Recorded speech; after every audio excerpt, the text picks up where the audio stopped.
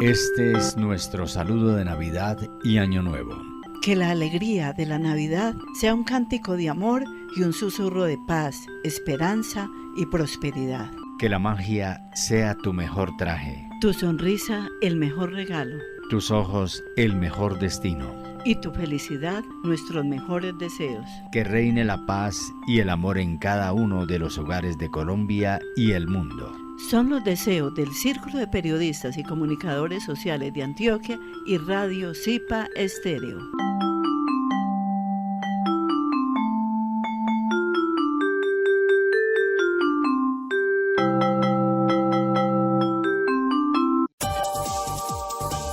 El Círculo de Periodistas y Comunicadores Sociales de Antioquia presenta Cuartillas. un espacio que promueve la libertad de expresión y el trabajo de los comunicadores sociales de Antioquia. Dirigido por el periodista Abraham Umbarila Saavedra. Cuartillas.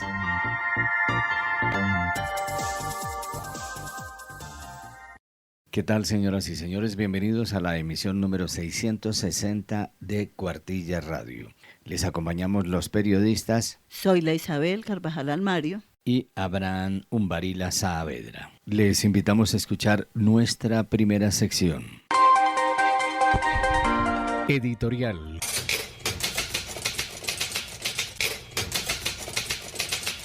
El editorial con nuestra presidenta del CIPA, Karina Torres Puerta. Hola amigos de Cuartilla Radio, un abrazo fraterno, me da mucha alegría saludarlos, espero se encuentren muy bien.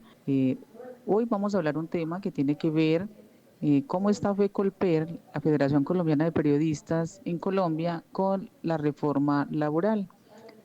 Ha participado en las discusiones o socializaciones de la reforma laboral 2025 con la ley 2466 de 2025, específicamente en el artículo 42 que recoge insumos y asegura condiciones laborales dignas y estables para nuestros periodistas.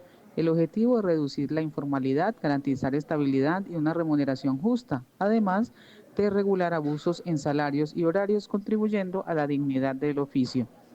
Uno de los impactos de esta reforma laboral en el periodismo, acorde a la Federación Colombiana de Periodistas en Colombia y el análisis relacionado, podemos decir que es una de ellas reducir la informalidad, porque si bien sabemos gran parte de nuestros periodistas son personas que trabajan a través de la informalidad y lo que se busca es reducir esta parte de la informalidad. Entonces la reforma busca formalizar el trabajo de los periodistas quienes frecuentemente están en condiciones de informalidad y lograr que tengan mayor estabilidad. Otro de los procesos que también es uno de los impactos de la reforma laboral es mayor estabilidad económica. Se espera que los contratos indefinidos y la garantía del pago de horas extras reduzcan la inestabilidad económica y la presión por jornadas excesivas. Ustedes observan que nuestros periodistas en este instante podemos decir que gran parte de ellos salen desde sus casas desde las 6 de la mañana y son las 12 de la noche y no han llegado cubriendo noticias. Entonces lo que se busca en estas garantías es que estas horas extras sean canceladas acorde a lo normativo de la reforma, laboral. Condiciones laborales dignas. La reforma busca proteger al periodismo con mejores condiciones laborales, sociales y políticas, como lo son la remuneración justa y la reducción del estrés laboral. Recogiendo a un avance mucho más allá y podemos mirar la recolección de insumos para la reglamentación. A través de estas mesas de trabajo, con el Ministerio de Trabajo se ha venido desarrollando, que FECOLPER ha aportado al proceso de reglamentación de la ley para el sector y de la misma manera también hacer un reconocimiento a la Federación Colombiana de Periodistas por estar allí presente en esos momentos tan importantes como especialmente en días pasados el encuentro que tuvimos en Bogotá, donde una persona invitada del Ministerio de Trabajo nos brindó todo ese apoyo en la exposición de cada uno de los ítems que nos brinda esa parte de la reforma laboral en el sentido de los periodistas. A continuación escucharemos al presidente de FECOLPER, Jorge Velázquez Crespo, sobre el tema de la reforma laboral y de la situación de los periodistas en Colombia. Un cordial saludo a todos los colegas, amigos asociados al Círculo de Periodistas de Antioquia CIPA, para contarles a los colegas y a la sociedad en general que en días pasados nos reunimos con representantes de diferentes organizaciones afiliadas a la Federación Colombiana de Periodistas FECOLPER, entre ellos por supuesto las directivas o delegados del CIPA, en la ciudad de Bogotá, y nos reunimos nosotros como FECOLPER con un delegado del Ministerio del Trabajo. El objetivo de esta reunión era revisar lo relacionado o lo atinente al trabajo de los y las periodistas en el país, que está contemplado en la ley 2466 del 2025, que es la reforma laboral.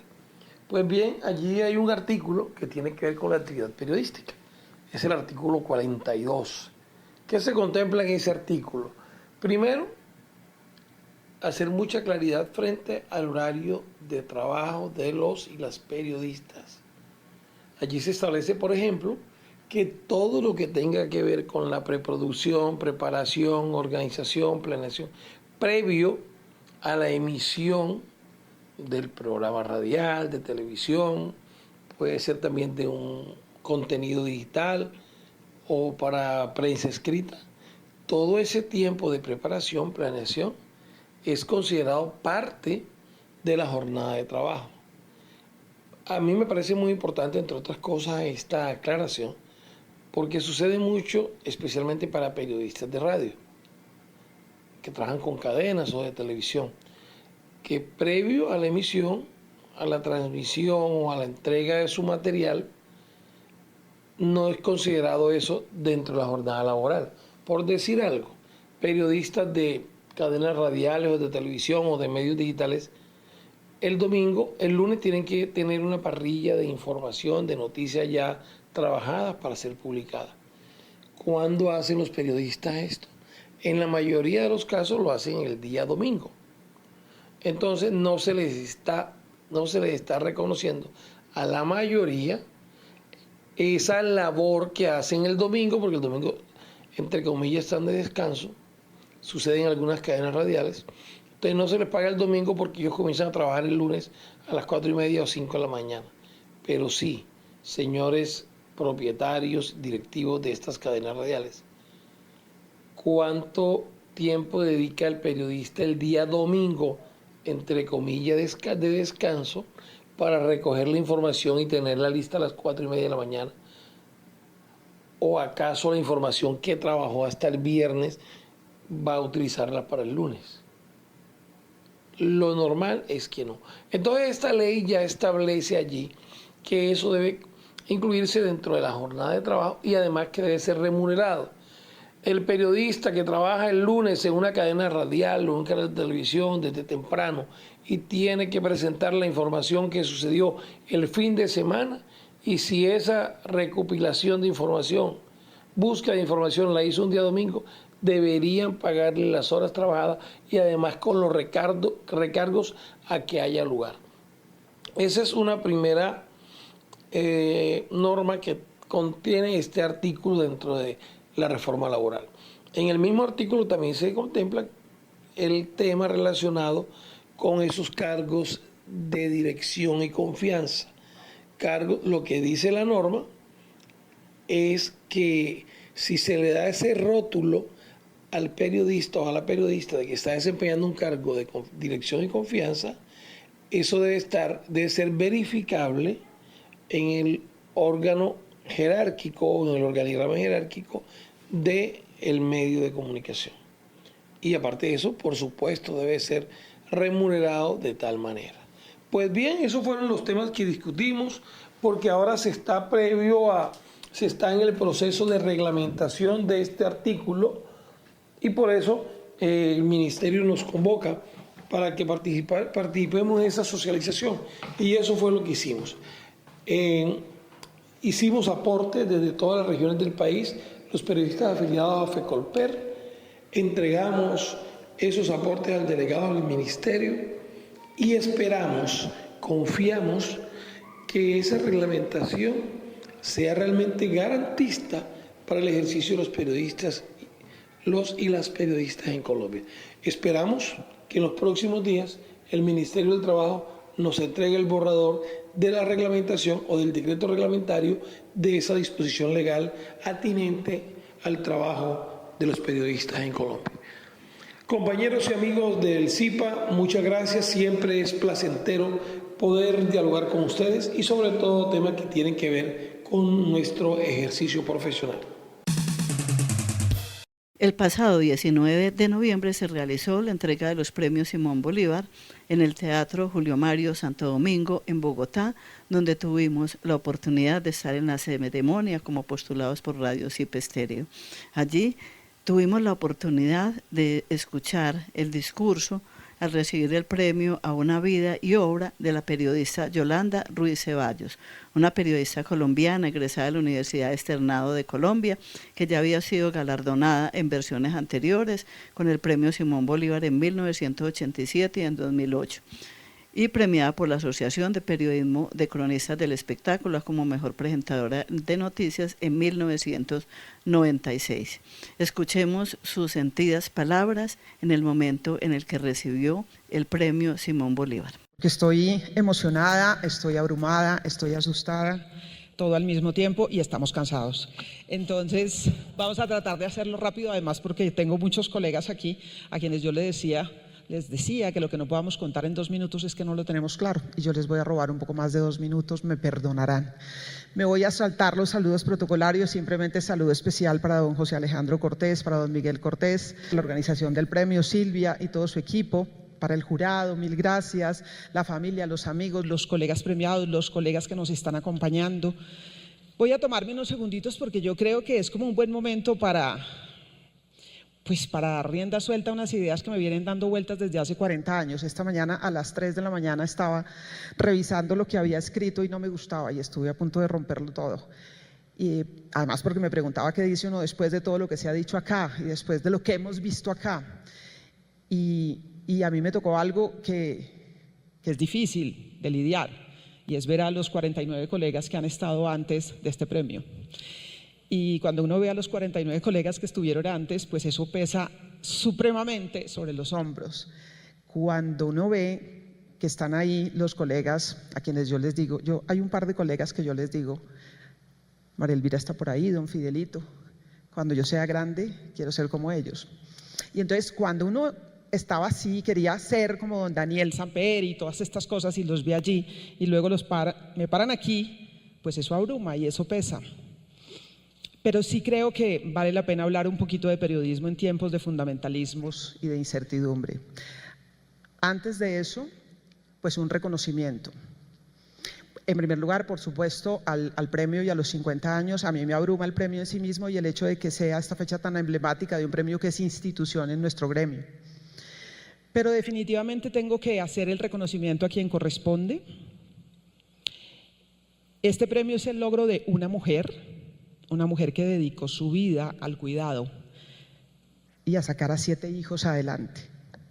Una mujer que batalló contra todo para cumplir su meta y que como abuela siguió criando nietos para apoyar a sus hijas porque quiso un destino diferente para nosotras. Es un logro de ella, de doña Rosalba, que está aquí, que sale poco.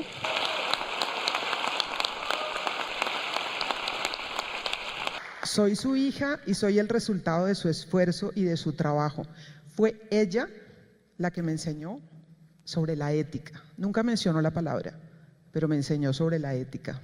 Es un logro de ella y de las redes de personas que me han cuidado, la mayoría mujeres. Sin las personas que cuidan, el mundo se detiene. Sin las personas que cuidan, no hay periodismo. Piensen por un segundito, ¿quién los cuida? ¿Quién los cuida? Sin esas personas que cuidan, no existe trabajo, no existe mundo, no existe periodismo.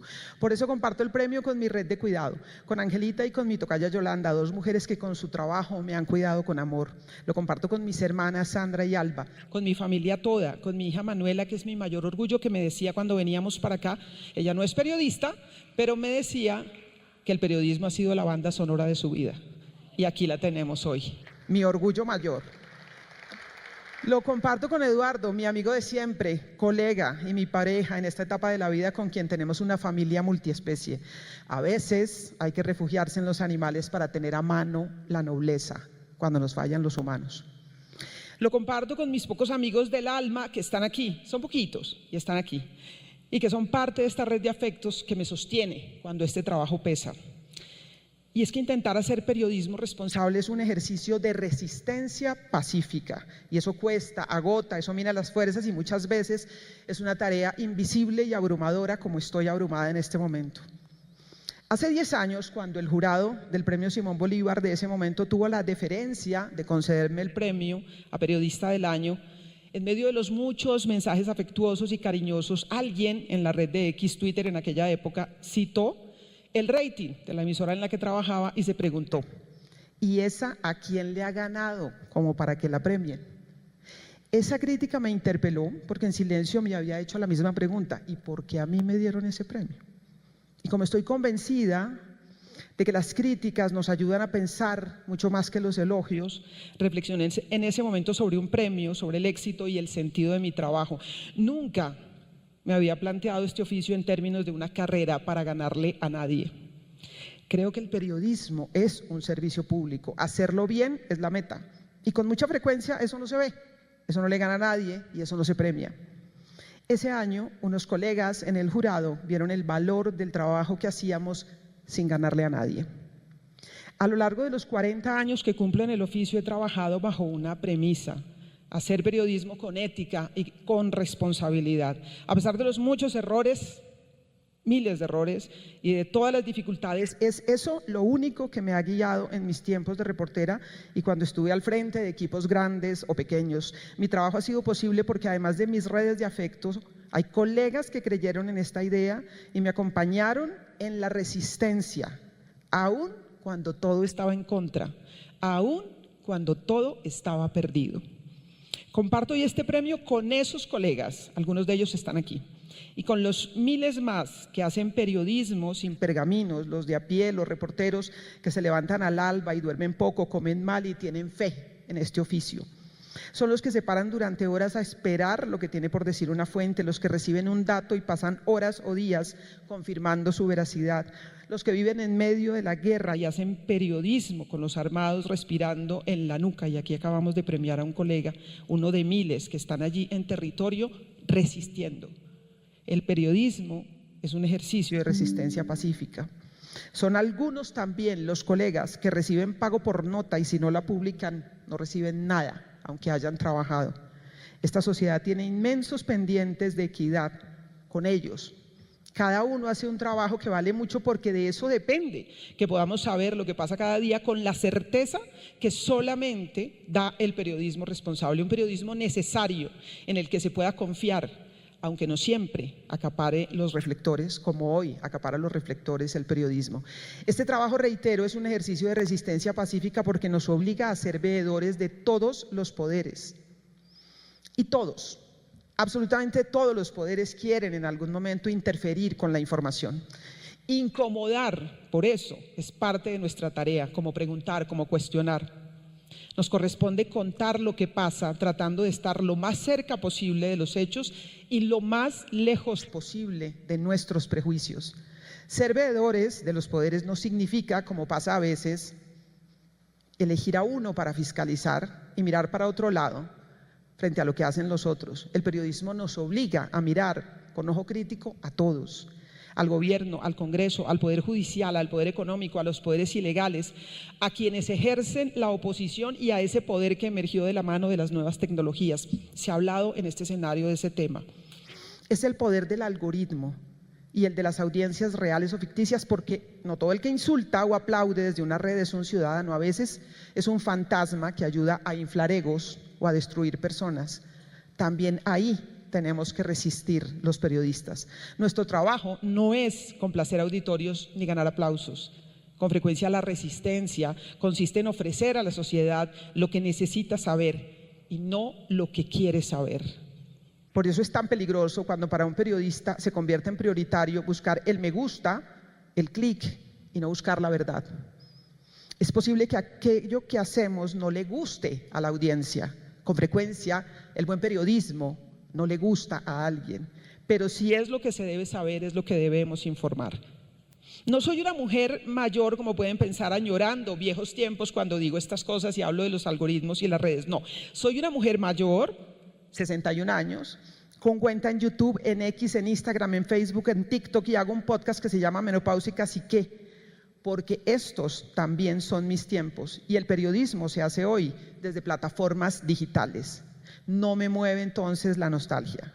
La era digital llegó para quedarse y la pregunta es, colegas, ¿qué hacemos con ella? Yo creo que la debemos usar sin perder el sentido supremo de nuestro oficio. Las formas y plataformas pueden cambiar, pero el buen periodismo se hace con rigor y responsabilidad.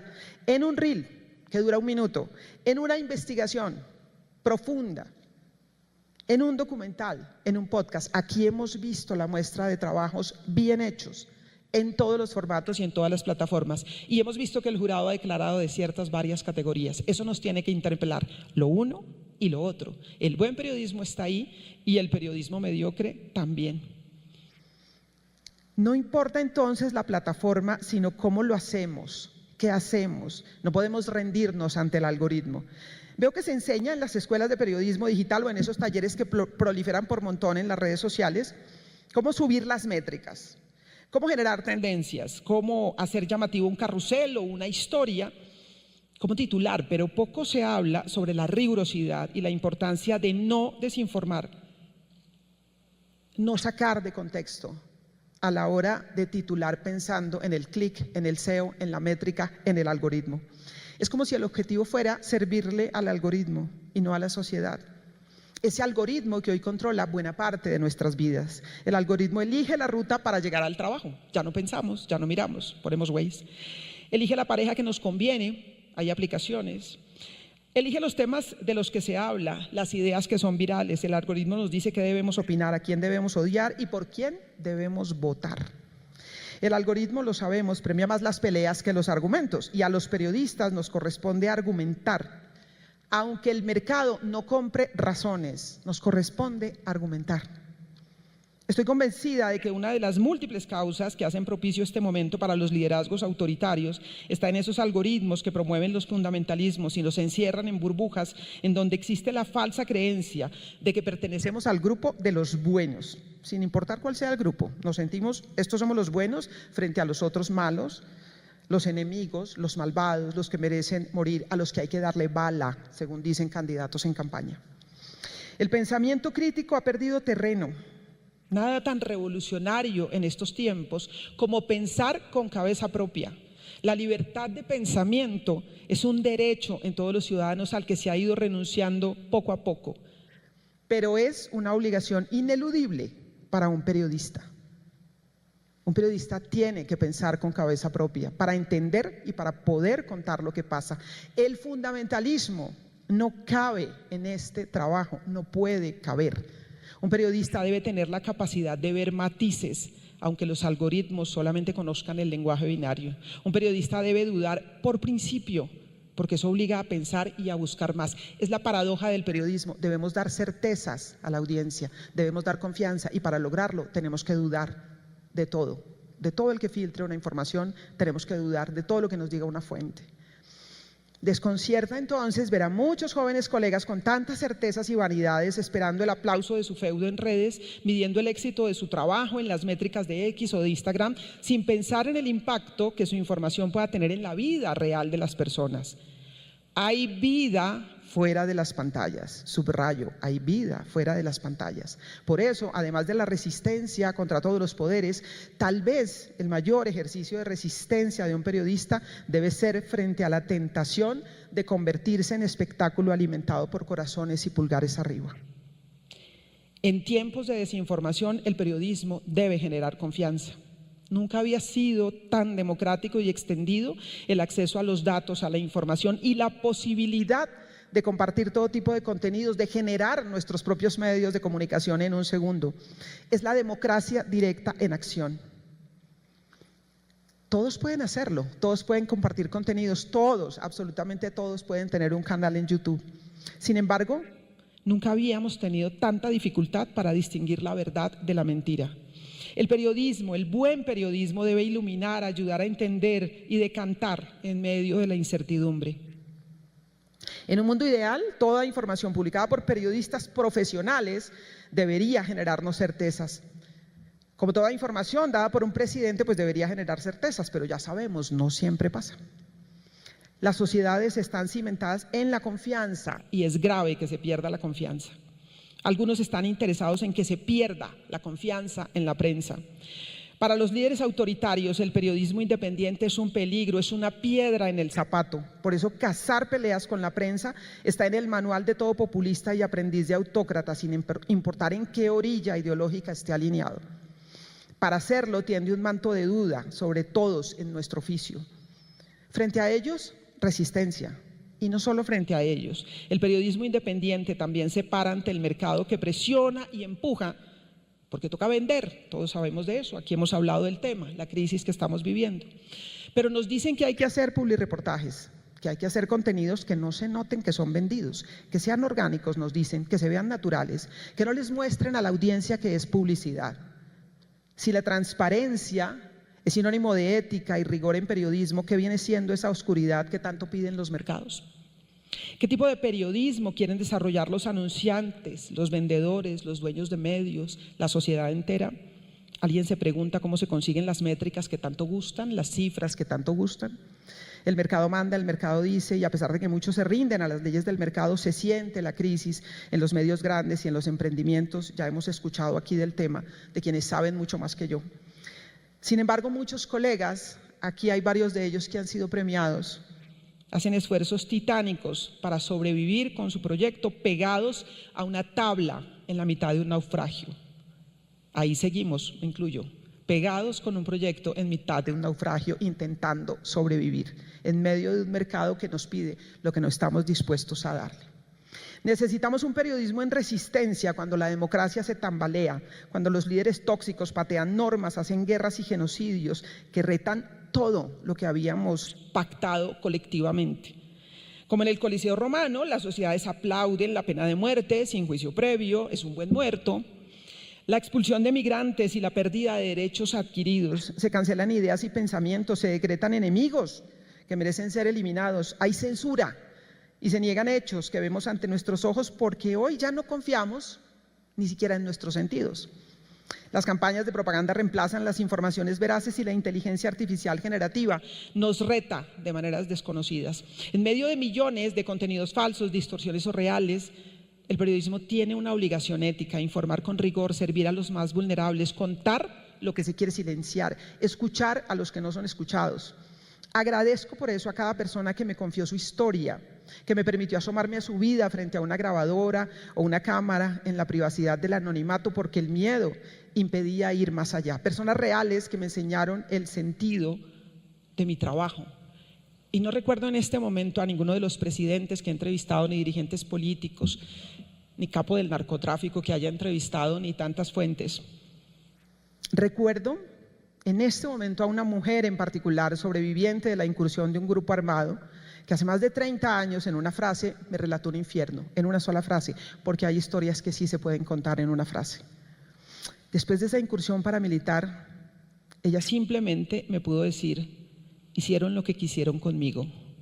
Contar con empatía y respeto a su historia me tomó más de 30 años. Hablamos menos de 2 minutos con esta mujer y no la olvido. Las personas detrás de las noticias nos reclaman no perder la humanidad. Me disculpo.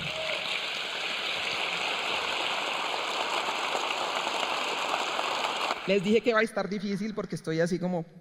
Y dormí 3 horas ayer nada más, revisando esto y rompiendo y revisando. Necesitamos un periodismo en resistencia dentro del gremio, porque la desconfianza que genera nuestro trabajo en algunos sectores viene también por nuestros pecados. A veces falta rigor con los datos, faltan fuentes que confirmen o contrasten, gana el sesgo, se mezcla información y opinión, publicidad y contenido editorial, o falta contexto. Y un dato, por cierto que sea, puede desinformar completamente si se saca de contexto. Creo que es el problema mayor. Una noticia plenamente falsa es más fácil, y lo saben los colegas que hacen fact-checking, es mucho más fácil desmentir una noticia plenamente falsa que tratar de desmentir un pedacito de verdad que ha sido sacado de contexto. Si a eso se suma el cruce de la línea delgada que separa una postura editorial de una desinformación o de una actividad política, debemos reconocer que en algunos casos hay razones para la desconfianza en el trabajo que hacemos.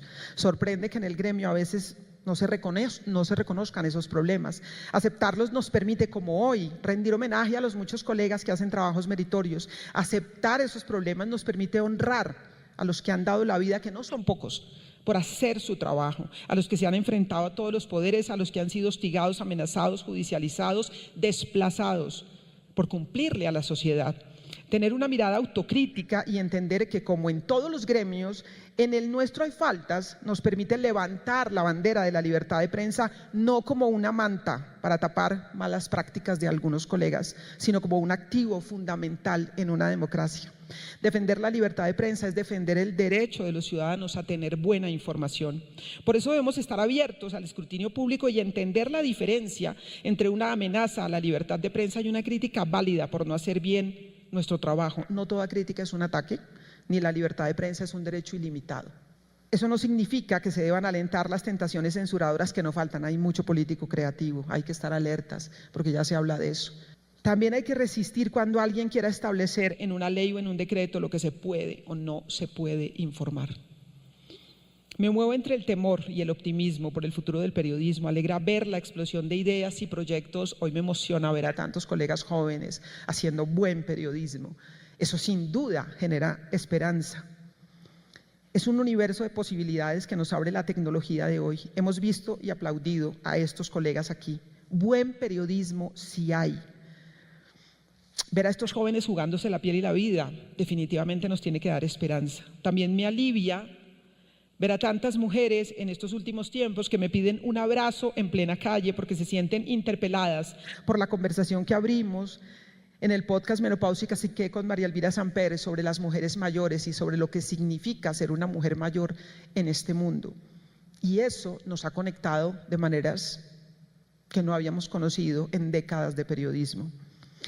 Eso le ha dado sentido a tantos años de trabajo. Me genera temor, sin embargo, que buena parte de la sociedad se informe con titulares reales o ficticios sin distinguir los unos de los otros. Me genera temor que los periodistas no entendamos lo que está en juego en cada noticia, en cada imagen, en cada palabra que publicamos. Me genera temor que los líderes que están minando la democracia por dentro y los enemigos de libertades y de derechos tengan más claro el poder de la comunicación que muchos colegas cuyo trabajo es informar y comunicar. La tarea es inmensa y aunque a veces nos sintamos como Quijotes enfrentados a molinos de viento, aunque pensemos que la batalla está perdida, hay que seguir y resistir, es que no queda alternativa. A lo largo de estas 4 décadas de oficio he sentido todas las presiones. El despido de mi primer trabajo, por preguntar a un ministro lo que no quería que le preguntaran, la amenaza anónima que mostraba un cadáver destrozado y decía que ese sería mi destino, la llamada furtiva en un amanecer de alguien que nos mandaba callar, la perfilada en las carpetas de inteligencia del ejército, las batallas con las fuentes, fueron muchas, recuerdo un par ahora, las que tuve con un general y con un candidato presidencial que pedían la cabeza de un par de periodistas porque habían hecho bien su trabajo. Recuerdo que fue dura esa resistencia, pero resistimos. Recuerdo el sobre que alguien quiso deslizar en mi mano cuando comenzaba en este oficio y me enteré de que por aquí también hay corrupción y toca pararse frente a ella. Sentí la presión de jefes que confundieron periodismo con la comunicación corporativa y querían que me alineara con los intereses de las demás empresas del grupo, o ante los anunciantes a quienes no gustaba una nota y amenazaban con la pauta. Resistencia de mujer agredida ante un jefe de prensa de alto nivel que rozó mi mano mientras me decía que me daría chivas si nos hacíamos amigos, en una insinuación que era pura violencia de género. Resistencia ante el jefe que me manoseó en su oficina en mis primeros años de reportera.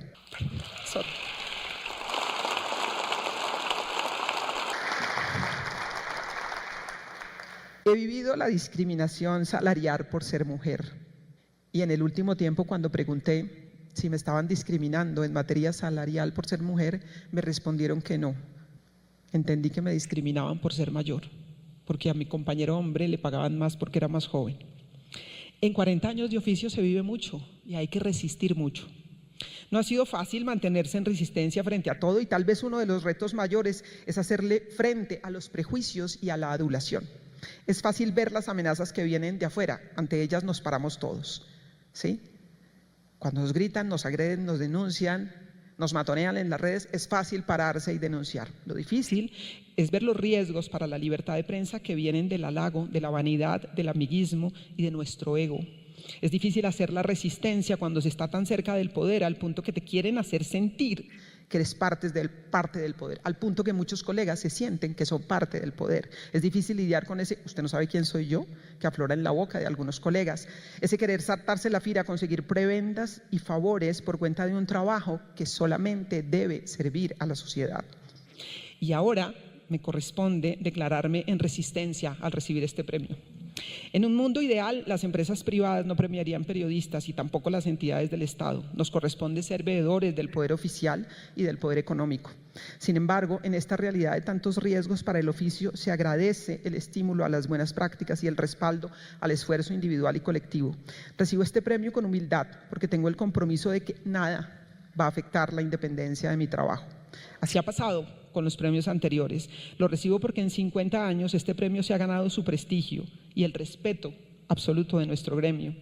Gracias al Grupo Bolívar, a los miembros del jurado, gracias por mantener a lo largo de estos 50 años la independencia para poder destacar los buenos periodistas y para criticar, como lo han hecho hoy los miembros del jurado, cuando falta rigor y falta trabajo y hay que declarar desierta una categoría, y eso nos tiene que interpelar a todos. No podemos tener categorías desiertas en un premio de periodismo, hay que hacer bien la tarea. Gracias entonces al Grupo Bolívar por hacerlo, por premiar, por entusiasmar a los jóvenes a hacer periodismo bien hecho, periodismo de calidad. Me declaro, sin embargo, en resistencia para que la vanidad no me nuble, para no caer en la tentación de creer que ya llegué, que le gané a alguien, porque no hay nada que ganar.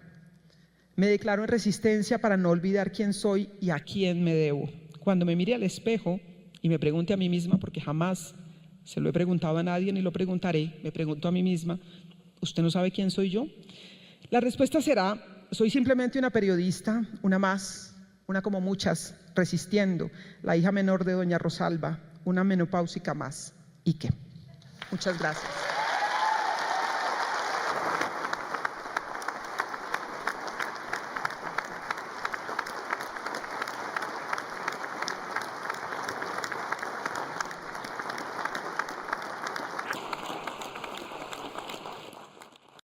Bien amigos, así llegamos por hoy al final de Cuartillas Radio. Les estuvimos acompañando con muchísimo gusto los periodistas. Soy la Isabel Carvajal Almario. Abraham Umbarila Saavedra, la presidenta del CIPA, Karina Torres Puerta, el presidente de la Federación Colombiana de Periodistas, FECOLPER, Jorge Velázquez Crespo. Éxitos en esta semana que comienza. Aquí finaliza Cuartillas, el programa institucional del Círculo de Periodistas y Comunicadores Sociales de Antioquia. Cuartillas. Los esperamos en un próximo programa.